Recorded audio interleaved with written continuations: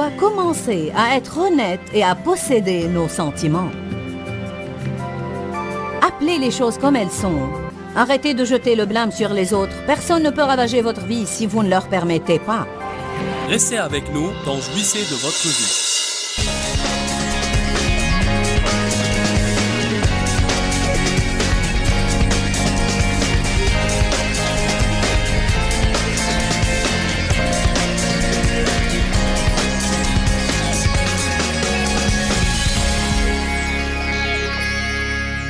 Je suis si heureuse que vous regardiez cette émission et que vous ayez décidé de me joindre. Aujourd'hui, je vais discuter comment passer outre la colère et la haine. Beaucoup de personnes sont fâchées à propos de quelque chose et d'autres doivent pardonner à quelqu'un. Et je veux juste vous demander d'ouvrir votre cœur, de vous calmer et d'être prêt à recevoir une véritable parole de Dieu. Parce que beaucoup m'ont dit, en fait, je n'exagère pas du tout. Croyez-moi, beaucoup de gens m'ont dit, Joyce, cet enseignement est le meilleur que tu aies jamais fait ou donné. Certaines de ces remarques venaient de personnes attachées à mon ministère pendant des années et des années. C'était comme si j'avais trouvé une place dans l'Esprit de Dieu lors de cet enseignement, qui était étonnant. J'y ai traité beaucoup de questions et quand j'ai fini, j'ai dit « Je ne savais pas tout ça quand j'ai commencé à parler ». Alors je veux que vous l'assimiliez bien aujourd'hui parce que je crois que Dieu va faire quelque chose de surnaturel en vous. Que Dieu vous bénisse. Père, merci pour cette parole importante ce matin, dont on a tous désespérément besoin chaque jour de notre vie. Aide-nous à comprendre qu'on doit s'élancer et persévérer si on veut la victoire. Aide-nous, donne-nous la grâce. Au nom de Jésus. Ce matin, je veux prendre un peu de temps pour vous dire comment passer outre la colère. Qui ici ne s'est jamais mis en colère? Comment passer au-delà de la colère et de la haine? Parce que si on ne fait rien à propos de notre colère, le problème qu'on va bientôt avoir, c'est la rancœur. Si je me fâche contre quelqu'un et je reste fâché assez longtemps, alors ça prend racine. Et je moissonne une racine d'amertume. Je deviens rancunière. Et même si j'essaye de rester en rapport avec cette personne et de sourire extérieurement, il y a quelque chose dans mon cœur qui est graduellement en train d'éroder la vie de Dieu en moi. La Bible est très explicite à ce sujet. Quoi qu'on puisse se mettre en colère, on ne doit pas le rester. Et la Bible est très claire et explicite sur le besoin et la nécessité pour tout croyant de garder son cœur complètement purifié de toute offense et rancœur. Tout le monde a besoin de ce message. Chacun de nous est tenté régulièrement dans ce domaine. Vous serez surpris. Combien de personnes sont ici aujourd'hui qui aiment Dieu, qui sont venus pour un miracle, qui sont venus ici pour une percée, qui sont venus pour que Dieu agisse dans leur vie, mais vous êtes venus fâchés contre quelqu'un ou quelque chose. Et ce n'est peut-être pas quelque chose de récent, c'est quelque chose qui est resté là pendant longtemps. Et vous dites, j'ai essayé de le surmonter, mais je ne peux pas. Si vous pouvez. Dieu ne nous commande pas de faire des choses qui sont impossibles à faire. Si le Seigneur dit pardonnez, alors on peut pardonner. S'il dit « ne soyez pas offensés », alors il y a un moyen pour nous de ne pas être offensés. Le pasteur Don Clowers et moi parlions hier avec Dave et Sharon. Parce que j'aime aller au cœur de la question. J'ai dit « je vais parler de se départir de son passé et comment vraiment vivre et jouir du futur que Dieu nous a préparé. Je vais parler de passer outre la colère est au-delà de l'amertume. Mais je veux pouvoir leur dire comment. C'est une chose de dire à quelqu'un de faire quelque chose, et c'en est une autre de leur dire comment faire ce que vous leur demandez de faire. Don a commencé à partager certaines choses avec moi. J'en avais quelques-unes à cœur et j'y réfléchissais, même dernièrement. Don a dit que ce que Dieu Ce que Dieu le guidait personnellement à faire, c'est d'être honnête avec lui-même et de se demander pourquoi il a ces sentiments quand il a n'importe quel sentiment. Il a dit qu'un matin, il y a 2 semaines, il s'est réveillé d'humeur vraiment maussade. Il a dit qu'il se sentait comme « Laisse tomber tout ça. Je m'en fous de tout le monde. Je m'en fous de tout. Je ne veux plus faire ça. » Il avait un cas sévère de « je m'en foutisme ». Il a raconté qu'il a commencé à pratiquer ce que Dieu lui apprenait. Et il s'est demandé « Bon, d'accord. Qu'est-ce qui est vraiment derrière tout ça? » Vous devez recevoir quelque chose ce matin. Parce que très souvent, nous ne traitons que les symptômes externes. Mais il y a quelque chose dans notre intérieur qui alimente ces manifestations externes.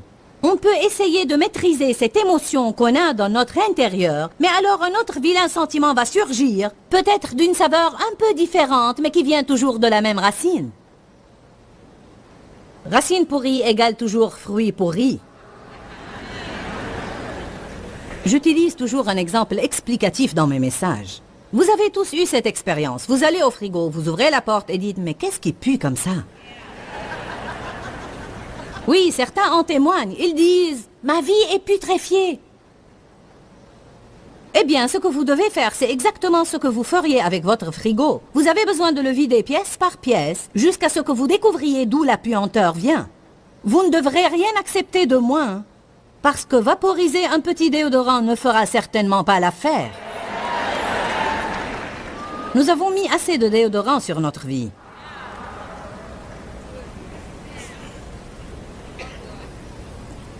Ah oui. Je sais que j'ai une mauvaise attitude, mais...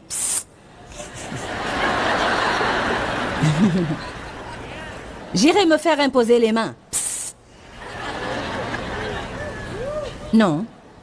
Commencez par vous demander, mais de quoi s'agit-il vraiment?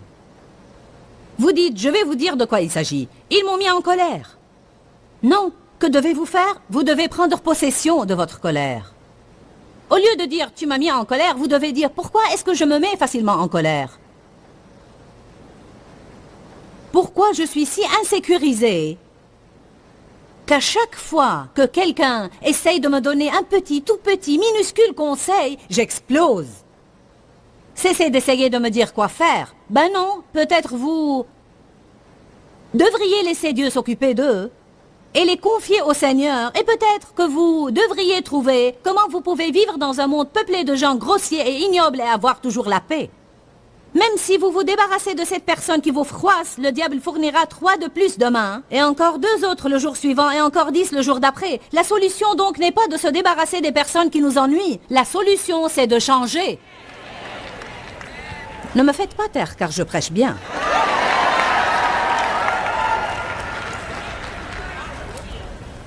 Ce que Don partageait était personnel. On n'est pas rentré dans des détails, mais il a dit que lorsqu'il s'est demandé de quoi il s'agissait vraiment, il a découvert une blessure. Vous voyez, que de fois, les gens nous blessent, et au lieu de soigner le mal, on l'enfuit. Ma devise pour vous aujourd'hui, c'est « cessez d'enfouir votre mal ».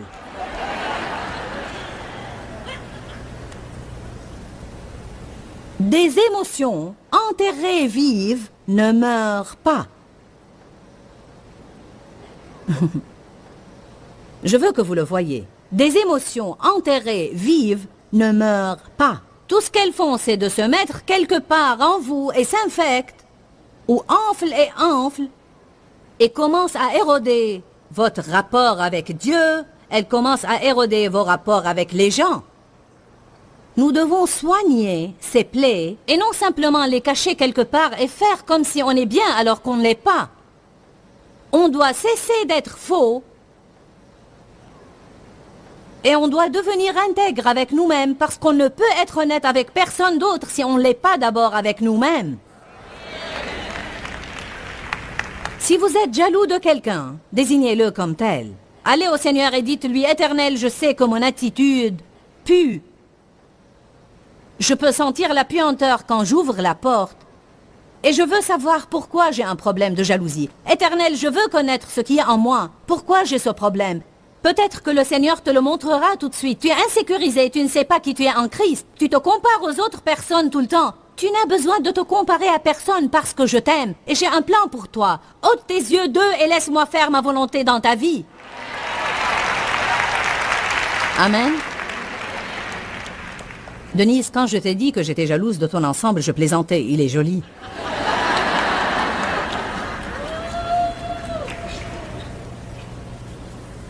On doit commencer à être honnête et à posséder nos sentiments.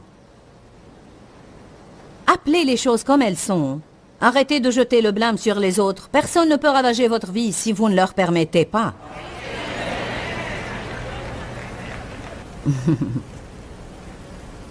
Vous aussi, vous devez entendre ça.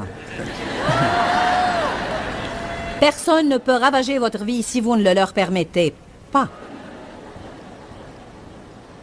Je sais de source sûre que les personnes malheureuses veulent rendre les autres malheureux. C'est tout ce dont il s'agit.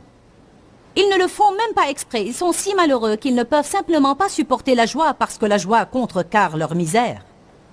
Si vous êtes de mauvaise humeur, la dernière chose que vous voulez faire, c'est de vous rapprocher d'une personnalité pétillante et optimiste qui ne demande qu'à être heureuse et avoir du bon temps. Vous voulez les étrangler. Amen. Alléluia. Ma merveilleuse adjointe administrative a un tel tempérament pétillant. Elle est tout le temps avec nous dans nos voyages. Et quand je prêche et fais ses conférences, elle se pointe dans notre chambre vers 7 heures du matin, prépare le café et nous aide, Dave et moi, avec le petit déjeuner et quelques petits détails.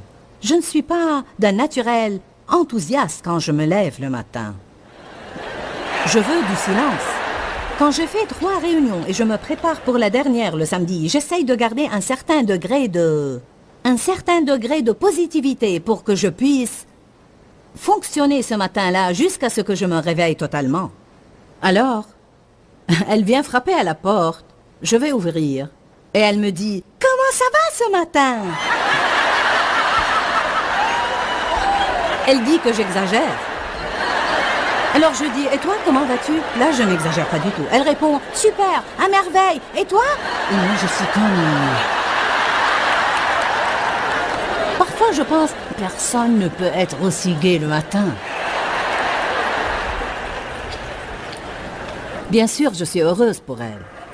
Dieu soit loué, sûr que j'ai besoin d'elle pour me sortir du sous-sol parfois, mais... Pour vous dire vrai, parfois, quand vous êtes de mauvaise humeur et quelqu'un d'autre est si pétillant et heureux, vous êtes juste... Si vous voulez être négatif et quelqu'un arrive qui est positif, ça vous agace. Si vous n'avez pas de bonnes manières et quelqu'un autour de vous est si poli et délicat, vous ne les aimez pas. Quand Paul et Roxane vivaient avec nous, ils sont restés chez nous 18 ans comme nos porteurs d'armes.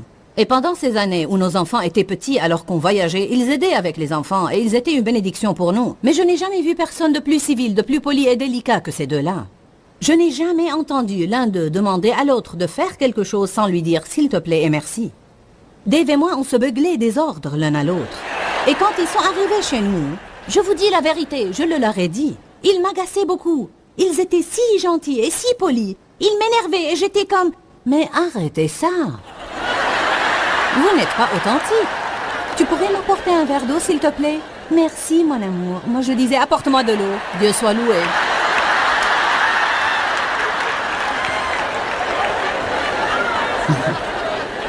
Dis, est-ce que je dis la vérité? À chaque fois qu'on est en présence de quelqu'un qui fait mieux que nous dans n'importe quel domaine,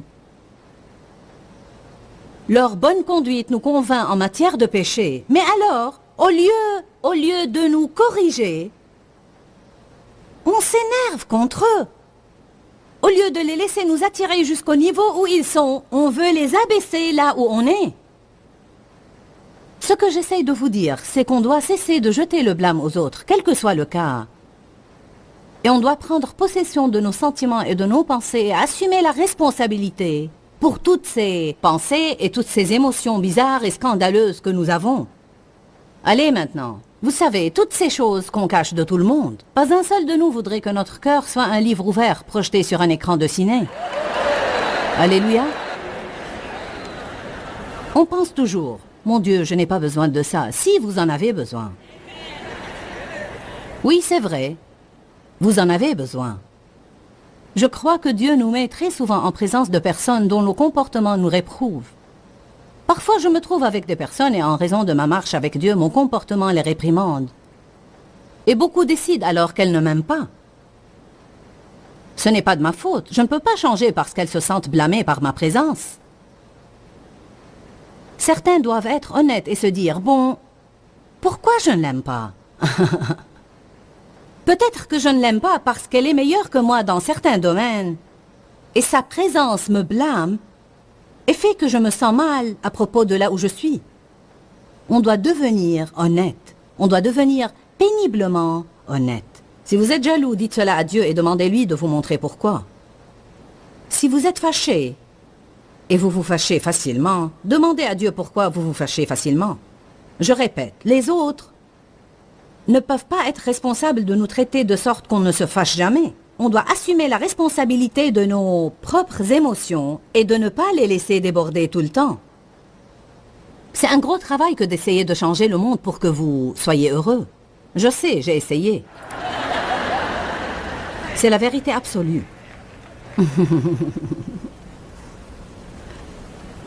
Vraiment, nous ne sommes pas vaincus par nos problèmes, ce sont nos réactions qui nous vainquent.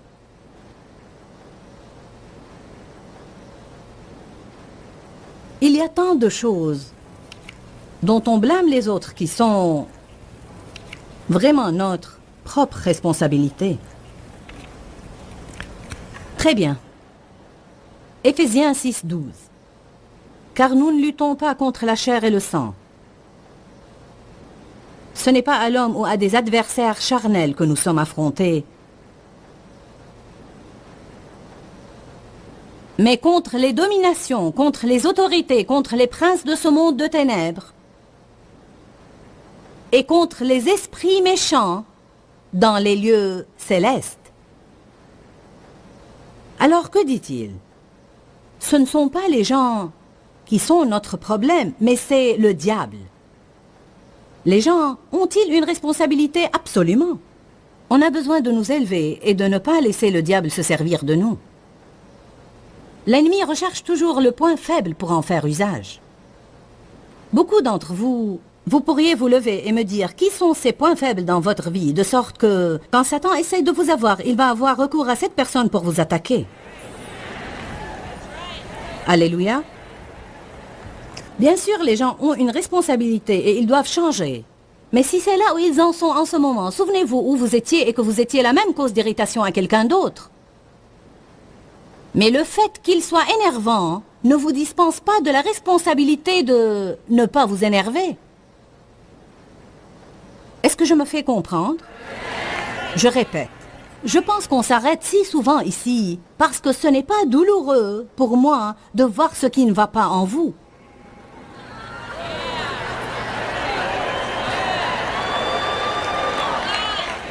Tant que je peux juger tout ce que vous me faites qui me rend malheureuse et que vous ne devriez plus faire, il n'y a aucune douleur à cela, je n'ai rien à vaincre.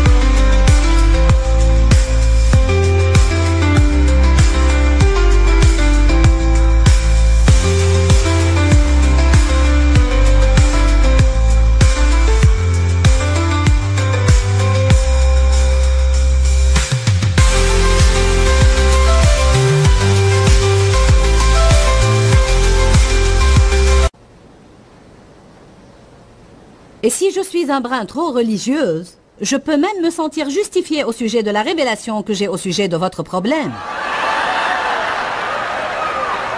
Étant donné que je suis si spirituellement mûr que je peux identifier toutes les faiblesses et tous les défauts des autres.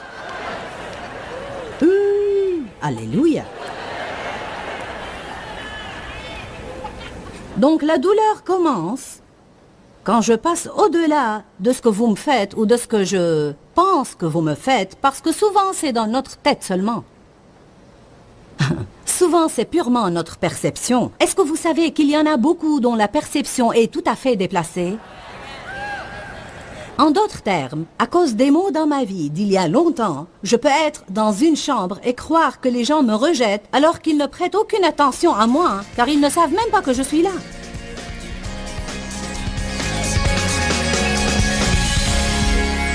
Prenez votre décision si vous ne l'avez pas encore fait. Je vais m'élancer et je vais persévérer.